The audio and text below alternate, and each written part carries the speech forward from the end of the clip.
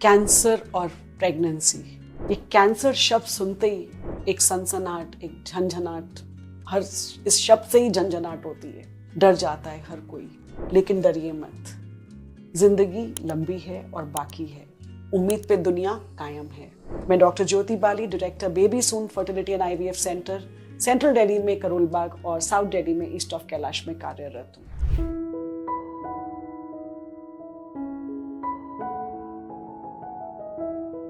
अब कैंसर शब्द डराता तो है, लेकिन टाइम के साथ साथ कैंसर बहुत कॉमन हो चुका है।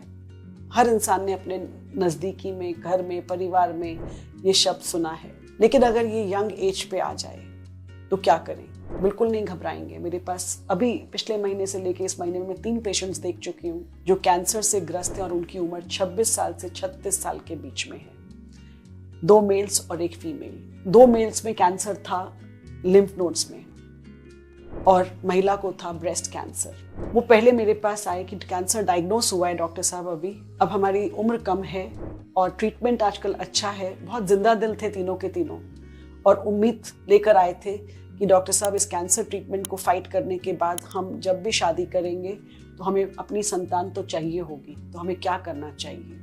अच्छा लगा ऐसे 3 जिंदा दिल इंसान से मिलकर मुझे, जो समझते थे बात को और बहुत उम्मीद लेकर आए थे। दोनों मेल्स ने, एक 26 साल के थे जिनको मैं जानती थी अपने घर परिवार से, और एक किसी के थ्रू आए थे मेरे पास। दोनों ने अपना सीमेन फ्रीज कराया, मल्टीपल सैंपल्स। अपने वीर्य को फ्रीजिंग में डालने के बाद वो निश्चिंत हैं कि जब भी कीमोथेरेपी, रेडियोथेरेपी के बाद वो आएंगे तो हो सकता है उस समय उनकी सीमेन की क्वालिटी इतनी अच्छी ना रह जाए या ना मिले हमें स्पर्म्स। तो उन्होंने मल्टीपल सैंपल्स हमारी लैब के साथ फ्रीज करवा लिए हैं। अब जब भी वो किसी से शादी करेंगे वो अपने कैंसर की बात भी बता सकते हैं और आगे ये भी बता सकते हैं कि मैंने सीमेन फ्रीज कराया हुआ है, तो जब भी कभी प्रेगनेंसी चाहिए होगी तो ये यूज किया जा सकता है IUI या IVF के लिए उनके लाइफ पार्टनर के साथ। तो कैंसर के बाद आजकल लाइफ स्पैन, जिंदगी काफी अच्छी रहती है, बाद में लंबी मिलती है कुछ कैंसर्स में और प्रोग्नोसिस अच्छा रहता है। तो इंसान इस चीज से वंचित क्यों रह जाए? तो ये सीमेन फ्रीजिंग की टेक्नोलॉजी बहुत अच्छी है। आप 10 साल भी फ्रीज करा सकते हैं। लाइफ स्पैन अच्छा है तो फिर आप बाद में आके इसे, जब भी आप शादी करेंगे कैंसर ट्रीटमेंट से फ्री होकर,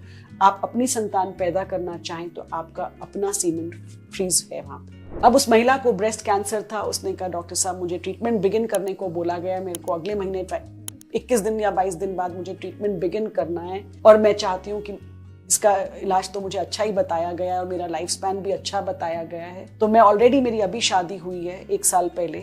वो महिला मैरिड थी और बहुत यंग है, less than 30 years of age, और ब्रेस्ट कैंसर डायग्नोज हो गया।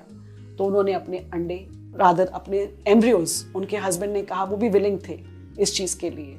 दोनों ने डिसीजन लिया कि नहीं, हम पहले अंडे फ्रीज करने की बात की और फिर बाद में उन्होंने डिसीजन लिया नहीं, हम एम्ब्रियोज फ्रीज कराएंगे। क्योंकि मैंने उन्हें कहा था कि आप मैरिड हैं ऑलरेडी, तो आप अंडे फ्रीज कराने की बजाय एम्ब्रियो फ्रीज कराइए, वो ज्यादा बेहतर रहेगा। तो उस महिला ने अपने एम्ब्रियोज फ्रीज कराए। उनके हस्बैंड किसी और शहर में काम कर रहे थे, उन्होंने बुलाया उनको और कहा कि मैं कैंसर ट्रीटमेंट स्टार्ट करने से पहले मैं अपने एम्ब्रियोज फ्रीज कराना चाहती हूँ। तो ये कितना सुंदर विकल्प था उनके लिए कि कैंसर का ट्रीटमेंट फाइट करेंगी जब तक रेडियोथेरेपी होगी।